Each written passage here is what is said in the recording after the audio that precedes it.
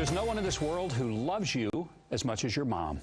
And no matter who you grew up to be, Mom will always know the real you.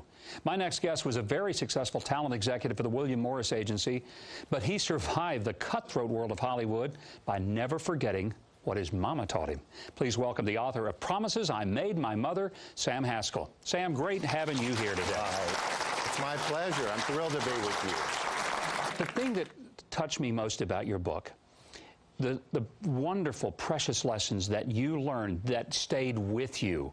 So many times we have those voices ringing in our past, and they're there, but our lives take us away from those. Right. Your mother's lessons stayed with you. Why?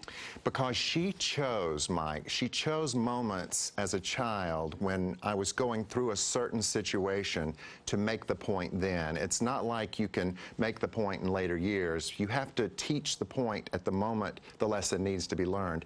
And as a child, and I can remember as early as 5, 6 years of age, my mother taught me and my brothers different things that we were going through, and in simple form at that time, but the messages were profound as they were executed through my teenage years and then in my years in Hollywood. You were in one of the most vicious worlds in all of America, the entertainment industry, and not just the entertainment industry, but the agency side.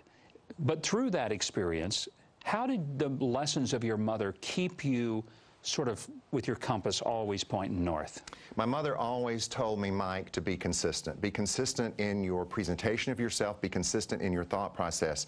And in a business of inconsistencies, I found myself becoming a bit of a magnet to which the inconsistent elements were drawn. And the more I presented the same person every day, knowing who I was, liking who I was, and then maintaining who I was, I believe that that consistency drew them to me.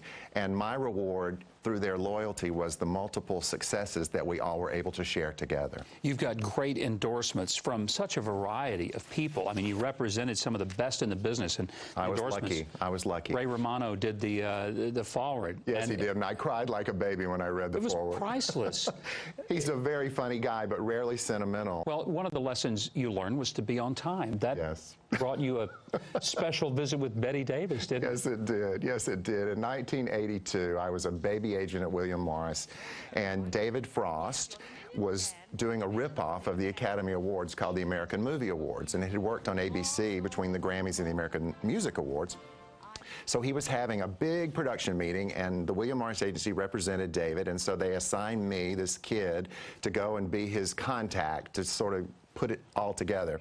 And they wanted to give the Lifetime Achievement Award to Hal Wallis. And Hal Wallis was this great old producer who had done Anne of a Thousand Days and Mary Queen of Scots and Last of the Red Hot Lovers and Casablanca. But he had also produced Jezebel, for which Betty Davis had won her second Oscar, playing this great Southern heroine.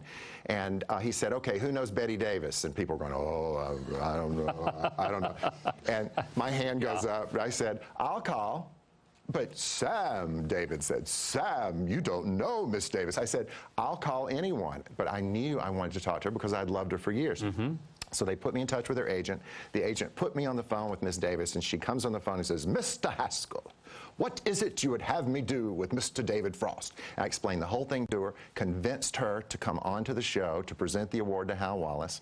After it was all over, I got an invitation to her 74th birthday party, and it was to start at 7 p.m.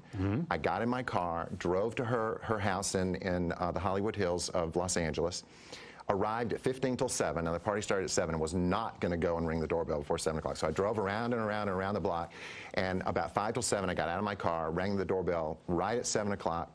She opened the door. Mr. Haskell, how perfectly prompt you are. And she turned to her secretary and said, that will be $10. And I said, what are you talking about? She said, I bet Catherine $10 that you would be the first to arrive. And you were.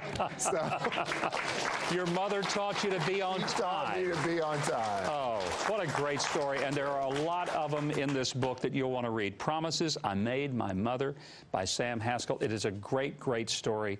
And what a great opportunity to visit with you, Sam, on this Mother's Day weekend. Thank you for the tribute to your mother. Mike, it's my pleasure. Thank you.